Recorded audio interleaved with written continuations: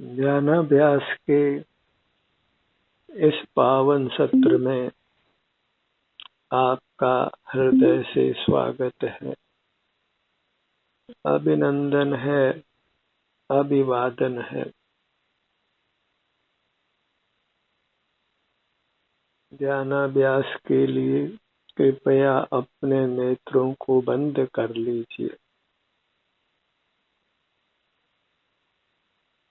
हमारा सुख अपने शरीर से बाहर नहीं है।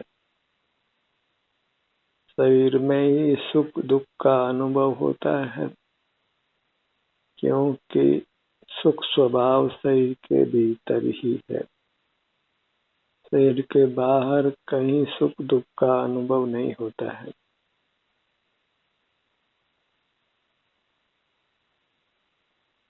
इसलिए हमें बस अपने शरीर से युक्त रहना है। या जो भी शारीरिक सुख दुख की अवस्था है, उसी का ही प्रति समय वेदन करना है। एक समय भी बिना शारीरिक सुख दुख के अनुभव के नहीं रहना है। इसी में निरंतर संलग्न रहना है। इसी से जो मूर्त कर्म का बंधन है, वह क्रम से समाप्त होता है और हमारा पूर्ण सुख प्रकट होता है।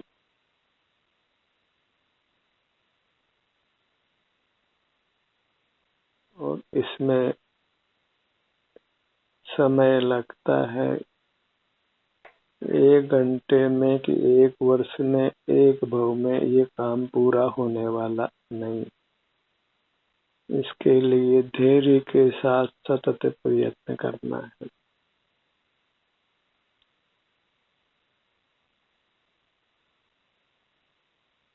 सुख का स्थल अपना शरीर है, जो सिर से पैरों तक है।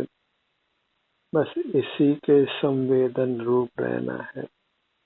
इसी में परम शांति है, निराकुलता है, उत्तम स्वास्थ्य की, उत्तम सुख की प्राप्ति है। इसी से हमारा हर अंग, हर उपांग स्वस्थ रहता है। हमें स्वास्थ्य प्राप्त करने का ही प्रयत्न करना है, क्योंकि स्वास्थ्य ही सुख है। और ध्यानाभ्यास एक अत्यंत स्वाधीन अभ्यास है। किसी बाह्य वस्तु का हम किंचित भी आश्रय नहीं करते, प्राप्त मूर्त इंद्रियों का भी उपयोग नहीं करते, सीधे अपने से जुड़ते हैं। कुछ आंखों से देखना नहीं है, कुछ कानों से सुनना नहीं है, अन्य इंद्रियों का भी उपयोग नहीं करना है। अंतर्दृष्टि कर सीधे अपने आप से जुड़ना है और अपने में जो भी सुख दुख रूप संवेदना है, उसी का अनुभव कर लेना है। इसी विधि से भूतकाल में अनंत जीव मुक्त हो गए हैं। सर्व दुखों से मुक्त होकर पूर्ण सुख को प्राप्त हो गए हैं। जन्म मरण से मुक्त हो गए हैं। बाहर जो भी मिलेगा वह वैश्विक सुख दुख होगा और वह कर्म बंध का हेतु है, क्योंकि वह राग द्वेष रूप है, पराश्रय रूप है, पर पदार्थों के सेवन रूप है, जो कि योग्य नहीं है। मूर्त पदार्थों के सेवन करने रूप है और मूर्त पदार्थों में सुख नहीं है। अपना सुख अपने अमूर्त शरीर में है, जो सर्वांग सुख का ही बना हुआ है। और इसी से युक्त रहने से मूर्त कर्म की धूलि अलग होती है और हमारी अमूर्त काया परिमार्जित होती जाती है। और जब पूर्ण परमार्जित हो जाती है वही परमात्मा दशा है। आत्मा परमात्मा हो जाता है, अशुद्धता मिट जाती है और शुद्धता प्रकट हो जाती है और शुद्ध जीव पूर्ण सुख का अनुभव करता है, फिर अनंत काल भी दुखी नहीं होता।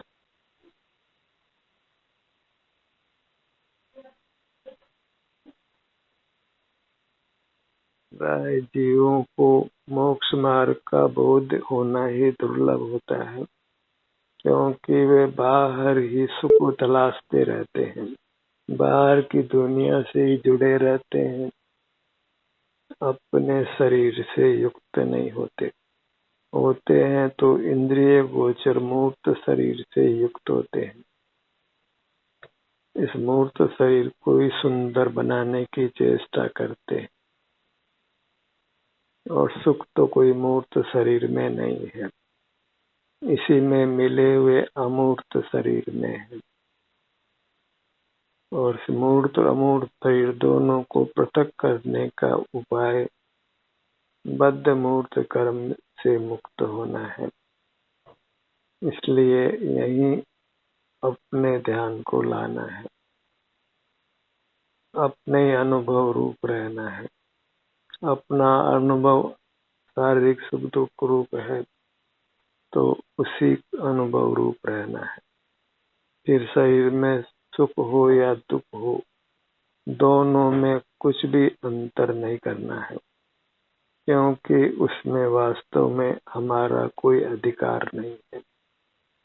कर्म का विपाक होता है तो दुख अनुभव में आता है और कर्म का विपाक नहीं हो तो सुख अनुभव में आता है।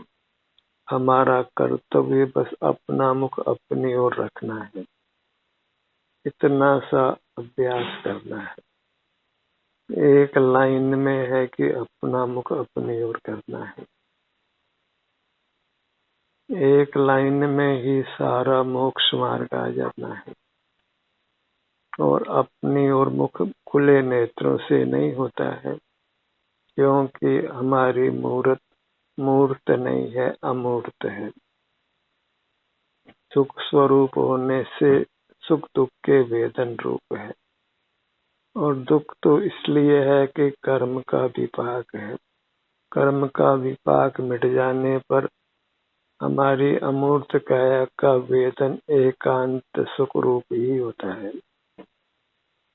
और जब अपना मुख अपनी ओर करते हैं तो उसी समय से मूर्त कर्म अलग होने लग जाता है, और जब पूर्ण अलग हो जाता है तो पूर्ण सुख प्रकट हो जाता है। इस सैद्धांतिक विवेचन को समझकर फिर आचरण करना है, क्योंकि केवल समझ से कुछ कार्य सिद्ध नहीं होता है। समझकर फिर आचरण करने से ही हम अपने लक्ष्य को पाते हैं।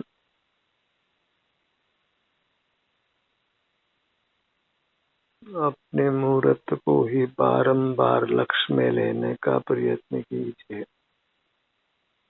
यही स्वाधीन होना है, स्वावलंबी होना है, अपने आश्रय रूप रहना है।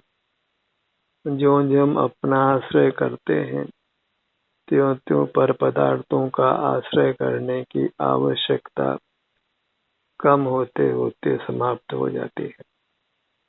जितना पर का आश्रय उतनी पर की आवश्यकता, जितना अपना आश्रय उतना ही पर पदार्थों की आवश्यकता मिटती जाती है। जिस भी पर पदार्थ का सेवन करते हैं उसी की आवश्यकता बन जाती है, और पर पदार्थ का सेवन नहीं किया जाए तो फिर किसी पर पदार्थ की आवश्यकता नहीं रहती है। हम अत्यंत स्वावलंबी रहते हैं। सतत अपनी अमूर्त काया में स्वतः उत्तम सुख का अनुभव होता है। जांचिए कि आपके शरीर में सुख दुख की क्या स्थिति है। How are you, how do you do. आप कैसे हैं, आपका स्वास्थ्य कैसा है, अनुभव करके देखिए।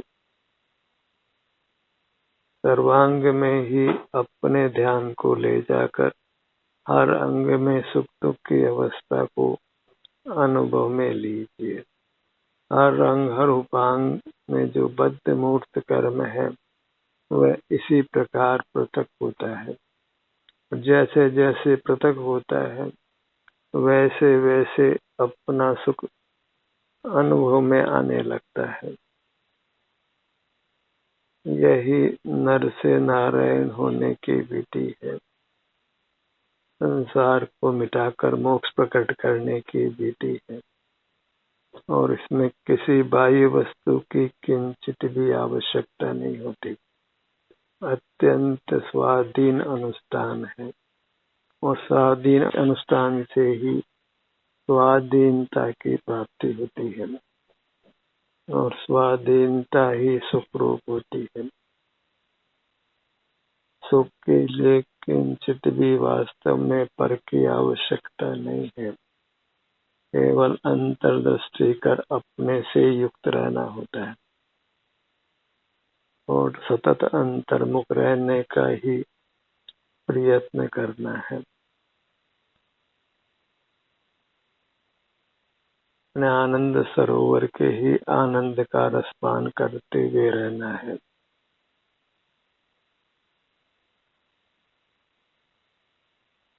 अपने हर रंग हर उपांग को संभालिए। टेक केयर, हर अंग की केयर कीजिए और वह केवल केयर उस अंग के संवेदन से ही होती है, कोई औषधि आदि के सेवन से नहीं होती। कुछ भी पर का आश्रय करके हम उत्तम और स्थायी सुख को नहीं पा सकते, क्योंकि पराधीन सपने सुख नहीं। रोज रोज वैज्ञानिक नए नए आविष्कार करते हैं, नई नई सुख सुविधाओं के साधन जुटाते हैं, नई नई औषधियां इजाद करते हैं, नई नई शल्य चिकित्सा का आविष्कार करते हैं, फिर भी इस संसार में कोई जीव सर्वथा सुखी दिखाई नहीं देता है। और कुछ इजाद करने की आवश्यकता है तो वह बस स्वाधीन होने की विधि इजाद करिए, अपना ही अनुभव करने की कला को इजाद कीजिए और उसमें वास्तव में कुछ विस्तार नहीं है, नाना प्रयोग नहीं है। बस नेत्र बंद कर अपना मुख अपने सिर से पांव तक रखना है, इसके किसी भाग में रखना है और यहाँ जो भी सुख दुख अवस्था प्रकट होती है उसी से संतुष्ट रहना है, तृप्त रहना है। अंतरंग खुशी प्रमोद के साथ अपने वर्तमान स्थिति को भोगना है, कोई रोते रोते अनुभव नहीं करना है, क्योंकि रोते रोते जो करता है तो फिर मरने की खबर ही लाता है। प्रसन्न होकर अपनी वर्तमान शारीरिक स्थिति को भोगिए। शारीरिक स्थिति जो सुख दुख रूप है, कोई रंग रूप गंध रूप रस रूप स्पर्श रूप नहीं देखना है। जो भी सुख दुख रूप शरीर की स्थिति है उसी को ही अत्यंत प्रमोद से अत्यंत प्रसन्न चित्त से अनुभव में लेना है, क्योंकि यही मोक्ष का मार्ग है। यही संसार समुद्र को पार करने का जहाज है और फिर इससे बिना इच्छा किए ही बिना मांगे ही हमें अपना शुद्ध स्वरूप प्राप्त होता है। जैसा शुद्ध स्वरूप जगत में नहीं पाया जाता है।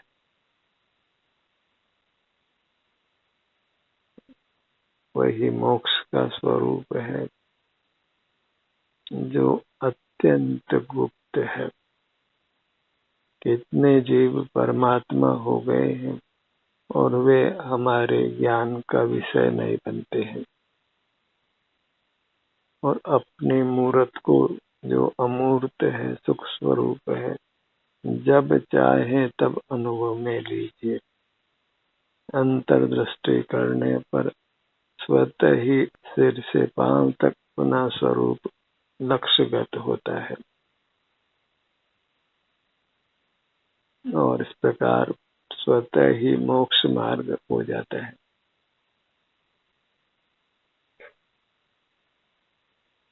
और इसी का अभ्यास करके इस अमूल्य मनुष्य जन्म को सार्थक करना है।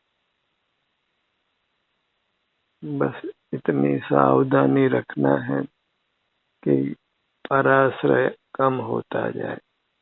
सर्वथा अभी पराश्रय मिटाना संभव नहीं है, पर कम करते जाना ये संभव है। सर्वथा ही अभी ये काम नहीं हो सकता है, ये बात नहीं है। जितना जितना हम अपना आश्रय करेंगे, उतना उतना मूर्त कर्म के बंधन से मुक्त हो जाएंगे, क्योंकि संचित कर्म बहुत है। अतः इस कार्य को अभी इसी भाव में पूरा करना संभव नहीं है। पर जितना कर्मों का हम नाश कर देते हैं, उतना सुख प्रकट हुए बिना नहीं रहता है। और बड़ी उपलब्धि है उत्तम परभव को पाना। यदि यही हम अभ्यास करते हैं तो फिर हम निश्चित ही जो हीन योनियां हैं पितृंचादि, उनमें हमारा जन्म नहीं होता है।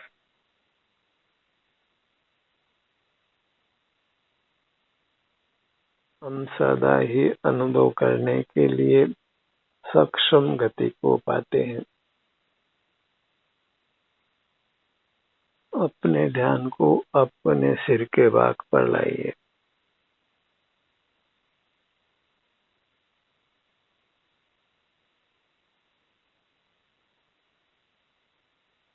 उत्साह से, प्रमोद से, प्रसन्नता से, धैर्य से इस काम को करना है।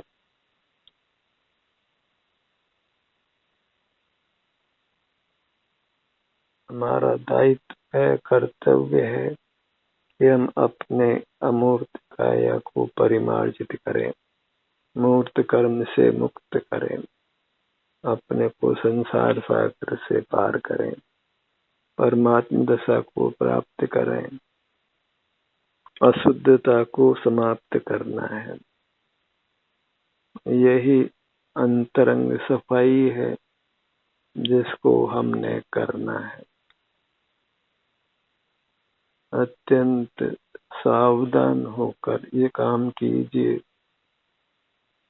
कहीं अनजाने में ही बहिर्मुखता बढ़ती जाए तो उसको बढ़ने नहीं देना है। बहिर्मुखता को सतत कम करते जाना है। बराबर सजग रहना है कि बहिर्मुखता दिन प्रतिदिन कम होती जाए, बढ़ने नहीं दे। अपना एहसास करने का समय बढ़ता जाए, कम नहीं हो। अपने ध्यान को अपने ललाट भाग पर लाइए।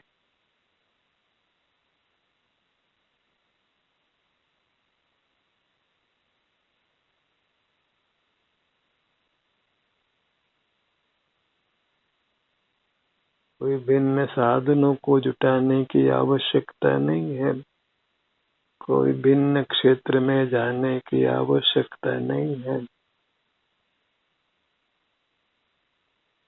अपने को ही गुरु मानकर, साधु मानकर अपने सन्मुख होना है, और अपने को ही परमात्मा मानकर अपने सन्मुख रहना है।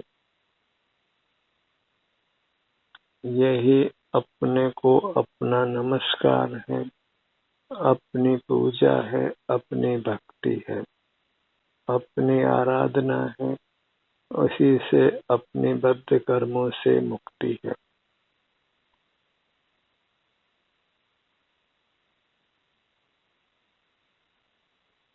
शरण आपको आप, अपनी मूरत ही शरण है, उसी के सन्मुख रहना शरण को पाना है।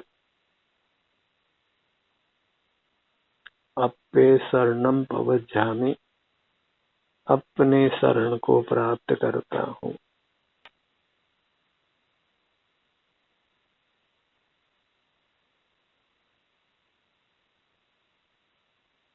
नमो नियप्पाणम, निज आत्मा को नमस्कार हो।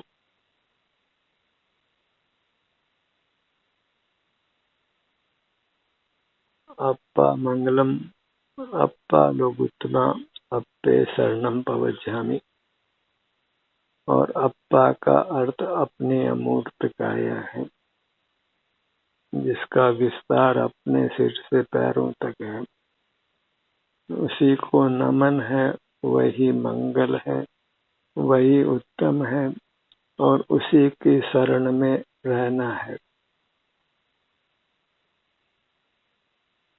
अपने ध्यान को अपने ललाट पर लाइए।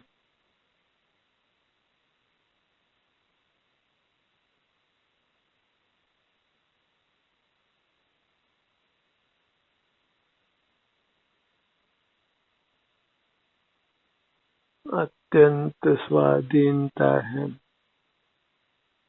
अत्यंत स्वाश्रय है। अणु मात्र मूर्त पदार्थ का आश्रय नहीं है,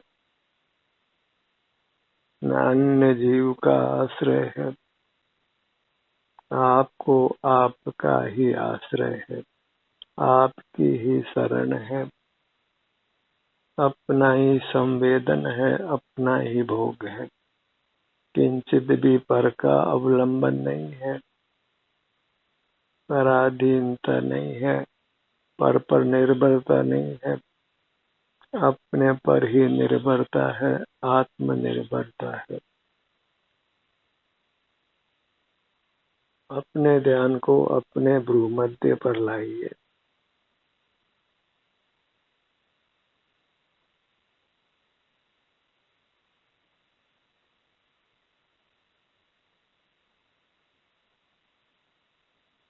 अपने सन्मुख होकर शांति को अनुभव कीजिए और इस मार्ग के बारे में निशंक हो जाइए और जगत के प्रति सब आकांक्षाओं को छोड़िए।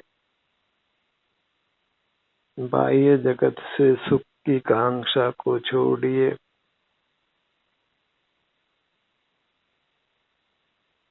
बाहर के पदार्थों के गुण दोष का विवेचन नहीं करना है, क्योंकि अपने सन्मुख रहना ही गुण है और पके सन्मुख रहना ही दोष है।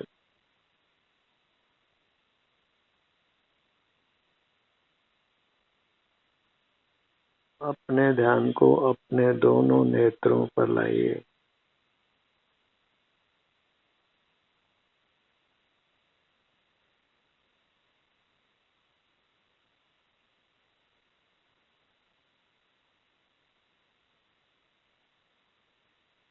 जैसे स्वर्णकार बार बार अशुद्ध स्वर्ण को तपाकर शुद्ध करता है, ऐसे ही हमें अपनी कर्मबद्ध अशुद्ध अमूर्त काया को ध्यान के द्वारा तपाकर शुद्ध करना है।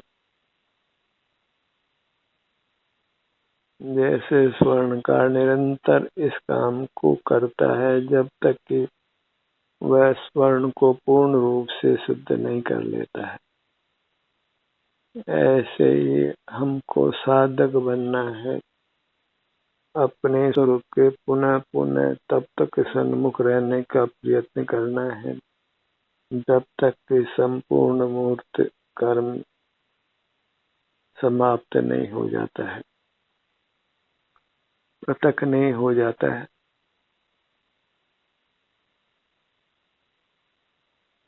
अपने ध्यान को अपने दोनों कानों पर लाइए।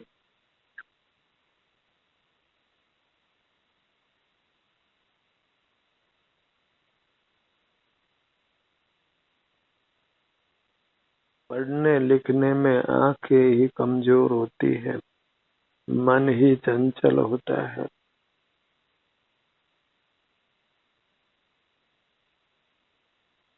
तो पढ़ना लिखना बाह्य जगत का छोड़कर अपने मुहूर्त को ही पढ़िए। स्पिरिचुअल साइंस कहीं बाहर नहीं है, स्पिरिट सोल भीतर है। तो अंतर्दृष्टि से उसके सन्मुख रहना ही स्पिरिचुअल साइंस का ज्ञान प्राप्त करना है, स्पिरिचुअल बॉडी के सुख को पाना है।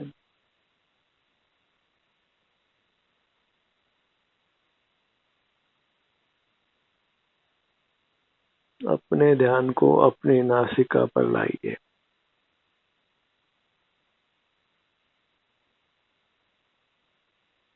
दोनों नथनों का भाग, मूर्त अंगों की कुछ कल्पना मत कीजिए।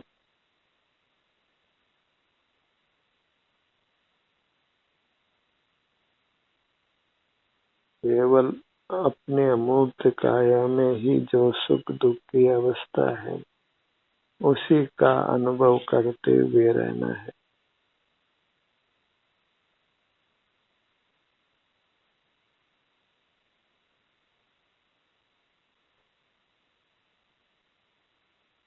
अपने ध्यान को अपने मुख पर लाइए।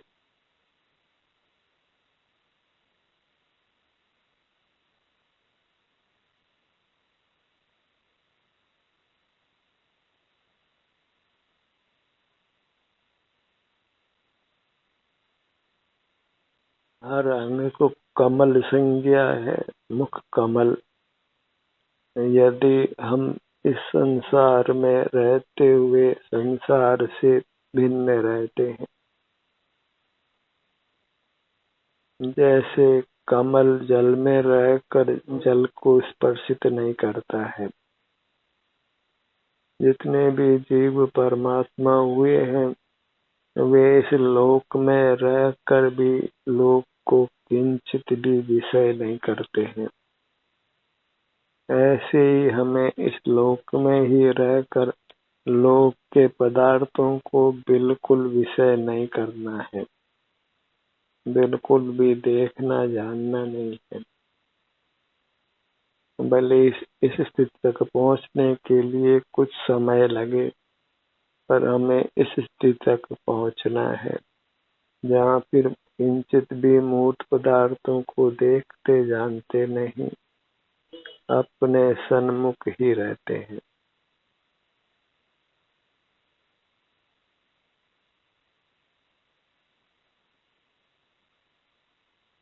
ध्यान का ये सत्र यहीं समाप्त होता है। आपकी सहभागिता के लिए धन्यवाद।